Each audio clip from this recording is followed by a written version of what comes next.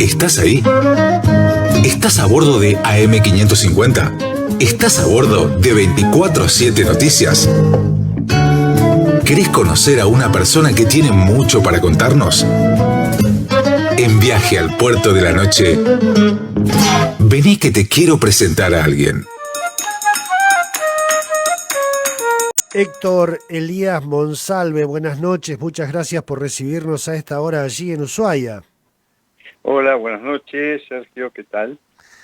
El Monte Cervantes era un barco que no era de lujo como lo fue el Titanic.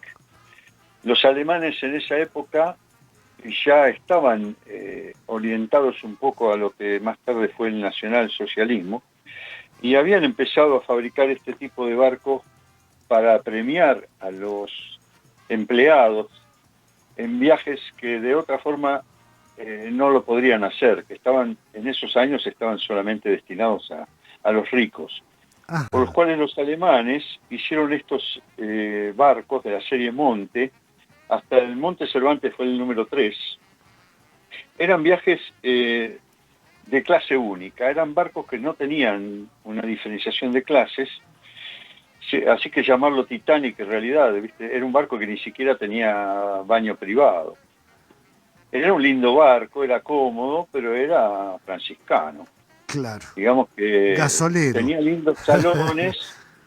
Sí, era una cosa como para que el costo no fuera muy elevado, Claro. y que todo el mundo pudiera acceder. ¿Qué trayecto cubría este crucero? Bueno, el Monte Cervantes era su primer viaje en Argentina. Había llegado de Brasil, había hecho puerto en Buenos Aires, salió el día 15 de Buenos Aires, de enero de 1930, y el 22 de enero llegó a Buenos Aires, pero antes hizo escalas en Puerto Madryn y en Punta Arenas, porque entró por el estrecho de Magallanes, para no tener que dar la vuelta por el Lemer. Ajá. Y entrar al Beagle por el este, entró al revés, por el oeste. Ellos llegaron el día 21 de enero, aproximadamente a las 20:30 horas, al puerto de Ushuaia. Hicieron algo de turismo esa misma tarde-noche, ¿no? Hay que recordarle a la gente que aquí en esa época del año, esto fue el 21 de enero, como recién dije, tenemos sol hasta prácticamente a las 11 y pico de la noche, todavía hay una claridad importante. Y luego en la mañana siguiente, como también amanece muy temprano, tipo 3:30 de la mañana ya tenemos luces ahora, en esa época. Entonces se podían hacer paseos de desembarco muy temprano. Me imagino que habrán tenido unas 4 o 5 horitas para caminar por el pueblo y pasear en las cercanías. Y luego el día 22, a las 12 del mediodía, zarpó del puerto de Ushuaia y tenía como destino volver hacia el oeste. Iba a ser Punta Arenas nuevamente. No sé, me imagino que haría una escala previa, pero ellos necesitaban llegar a la bahía Yendeguaya, que queda hacia el oeste de Ushuaia, Ajá. donde hay un glaciar, y el plan de la excursión decía que tenían que desembarcar en bahía Yendeguaya para visitar un glaciar que se llama Sherka, con SH, Sherka. Y bueno, la idea fue retomar hacia el oeste, y fue en el momento que se produjo el accidente. A las 12:45, el barco tocó un bajo fondo rocoso y se averió, y bueno, lo demás es un poco la historia. El barco terminó encallado en los islotes Les Eclairs, derivó hacia el este. Del lugar habrán sido unos pocos minutos después que el capitán tuvo la buena idea, la buena ocurrencia de, con la poca máquina que le quedaba, y como el barco para adelante, un barco que se está hundiendo de proa, la parte de adelante, no se puede gobernar para adelante, más si está haciendo agua, porque se hundiría más rápido. Claro. Y es además ingobernable, más teniendo parte del timón fuera del agua y las hélices. Entonces lo que hizo fue, es profeso, subirlo a un bajo fondo rocoso, que también está cerca del faro Les Eclairs, de forma de que les diera tiempo a que toda la gente evacuara sin contratiempos. ¿De qué, abandonar a la nave sin control. de qué cantidad de gente estamos hablando? ¿Cuántos pasajeros más o menos y tripulantes? Sí, sí, pasajeros exactamente eran 1.117 pasajeros y unos 330 tripulantes. Hablamos de 1.400, para redondear, 1.450 personas aproximadamente, Que se la totalidad. salvaron. Mira, se salvaron todos y no solamente eso, sino que no hubo ni siquiera un quebrado ni un contuso, no hubo heridos. Fue una cosa muy extraña. Mirá vos. Sí, la historia del Monte Cervantes es una historia muy curiosa porque no solamente por este naufragio, sino porque fue un barco que casi que tuvo un accidente al poquito tiempo de haber sido entregado a la Hamburgo Sudamericana en julio del año 28. Enero del 28 se lo entregan a la Hamburgo Sudamericana, a la Hamburg Süd. En julio del 28 hace uno de los viajes al Mar del Norte y tiene un primer siniestro en la bahía de Bell, en la isla de Spitsbergen, cuando hacía un tour por el Círculo Polar. Ahí tuvo la desgracia de tocar un témpano y casi se hunde por primera vez, si no fuera que lo rescató un rompehielos ruso que estaba en las cercanías del lugar y que escuchó su llamado de auxilio y pudo llegar justo a tiempo para auxiliarlo. Este rompehielos ruso contaba con elementos de rescate, con buzos y demás gente preparada como para hacer algún tipo de reparaciones, que fue lo que hicieron, y fue por eso que el barco no se hundió casi al poco tiempo de estrenarse. Y acá en este hundimiento me quedan dos preguntas. Primero, Sí. decíamos que se salvó toda la tripulación, todos los pasajeros, pero tengo entendido que el capitán no. ¿Y por qué, Héctor, se habla de un doble hundimiento? Bueno, vamos por orden. El primer caso es verdad, el capitán estaba en el puente. El día 22 de enero, dijimos, el barco fue encallado, es profeso, en las islas del Faro Lessekeller. Aproximadamente habrán sido las 13:30. Ajá. Al día 23 de enero, habían hecho, al mediodía del día 23 de enero, al día siguiente, habían hecho un intento de tironear al barco como para remolcarlo, lo cual fue uno de los errores quizás más importantes que determinó en su posterior hundimiento, porque el barco estaba perfectamente calzado como estaba. No se hubiera hundido, hubiera sido mucho más fácil reflotarlo donde estaba. Estaba prácticamente apoyado arriba de una roca. Pero ¿qué pasó? Se decidió tratar de remolcar al barco para traerlo hacia Ushuaia. Era una cosa traída de los pelos, porque el barco desplazaba casi 15.000 toneladas, venía cargado, imaginamos lleno de agua, con tremendo rumbo que se había hecho, una cosa traída de los pelos. Bueno, cuando hicieron ese tironeo, el barco es como que se descalzó.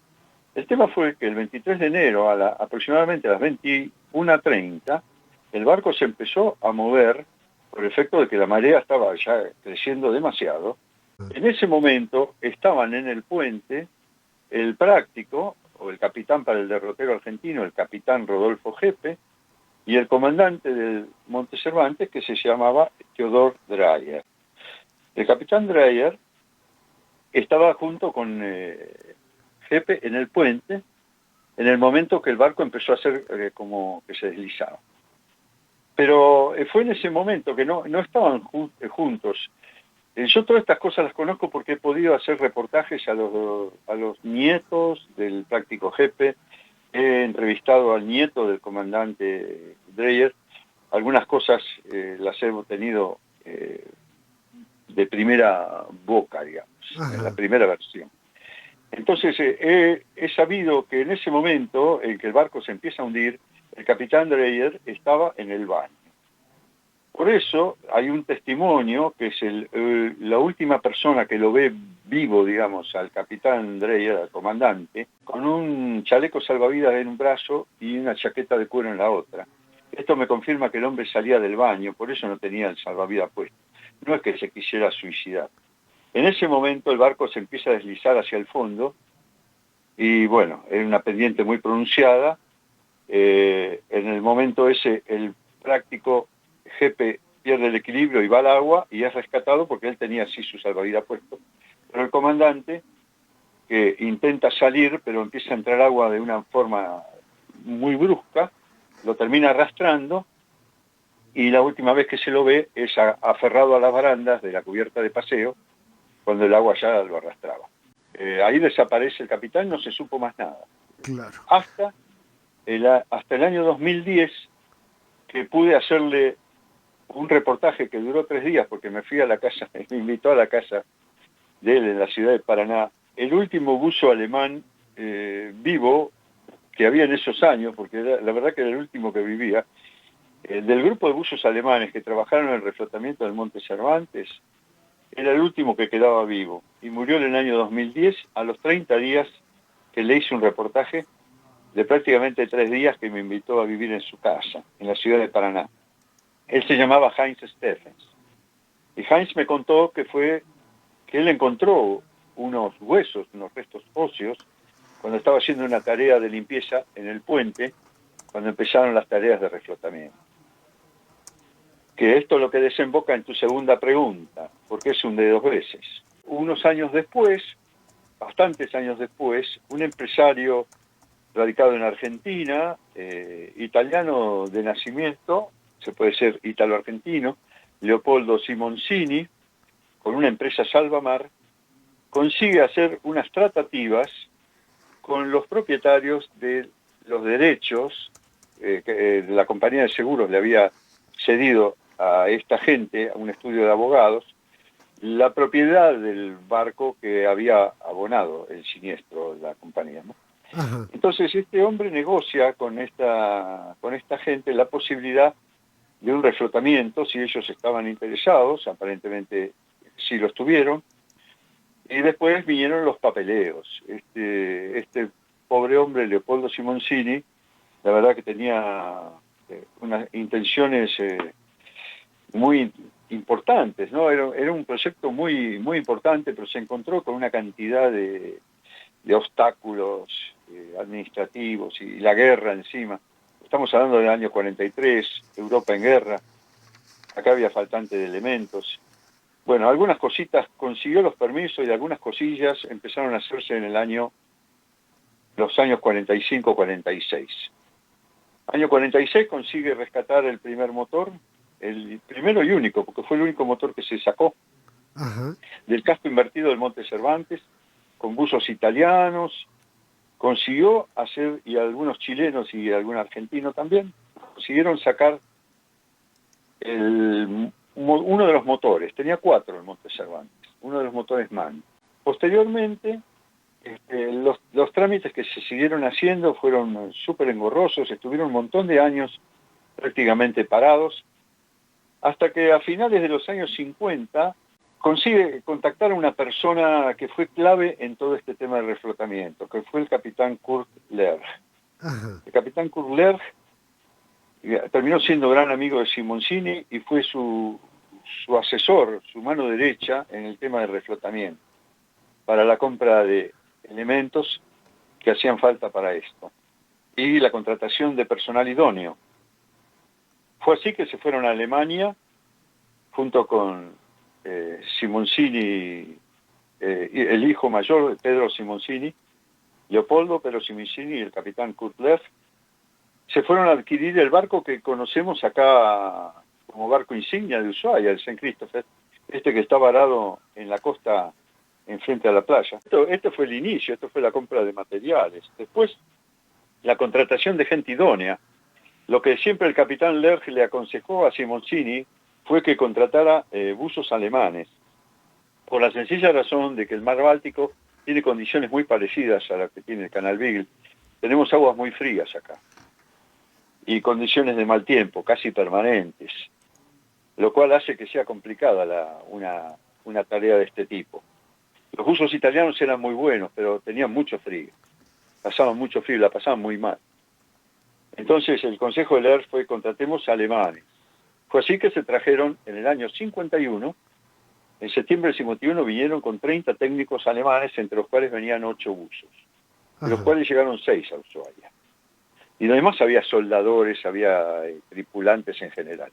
Se empezó en el año 51, digamos que cuando llegaron los equipos a principios del 52, hasta el 54, las tareas de reflotamiento. Y que no fueron fáciles, no fueron absolutamente complicadas, y llevó una cantidad de tiempo y una tarea que esto sí que es titánica. Fue quizás, yo creo que no sé si existe en la historia de los reflotamientos mundiales algo comparable a esto. Este fue un reflotamiento maestro, hecho en una zona, en el medio de la nada, sin elementos, por escasas personas, mal alimentadas, mal dormidas, haciendo una vida nada sencilla en el medio de las islas. Ellos vivían ahí enfrente al faro, donde van los turistas todos los días, tenían su campamento. Simoncini había hecho un campamento ahí que estaba muy bien equipado, pero no obstante eso, evidentemente tenían que venir a buscar el agua todos los días, necesitaban leña para cocinar, no solamente con gasoil, obviamente la comida no es lo mismo hacerla con gasoil que con leña. Claro. Así que el problema fue mucho más engorroso de lo que se suponía, y la tarea de los buzos, bueno, absolutamente increíble. Se alcanzó a reflotar el barco, finalmente se hicieron, ya para julio del año 54, ya estaba en condiciones de flotar. Se hizo varias pruebas.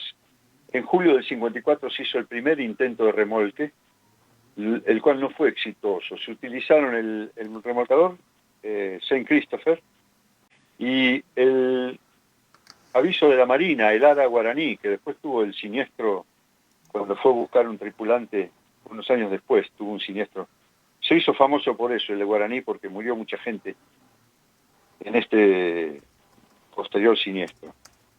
Ellos, los dos barcos, intentaron remolcarlo en julio del 54. No funcionó la cosa. Entonces, Simoncini tuvo que pedir ayuda a Marina por 2 remolcadores más. Fue así que un poco el Ministerio de Marina ordenó venir un barco de la Antártida, que era el Ara Chiriguano, el aviso Chiriguano, y otro de la base de Puerto Belgrano, que era el Ara Sanavirón. Estos 3 remolcadores de Marina, más el monte Saint Christopher, hicieron las tareas de remolque finales en octubre del 54. Que el barco no zafaba, tiraron y en un momento dado zafó. Y aparentemente salió a una velocidad crucero, ¿no? Demasiado alta para lo que estaba haciendo, un equilibrio inestable, porque Claro. estaba invertido el barco, nunca se puso en posición de flotación real, sino que eso creo que amerita una explicación especial, porque la forma en que lo reflotaron no es una forma convencional. Claro.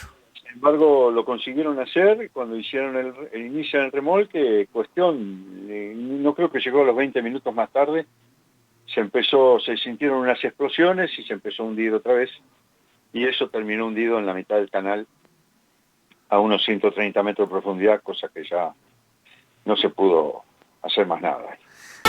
Viaje al puerto de la noche. Conduce el escritor y periodista Sergio Sarachu.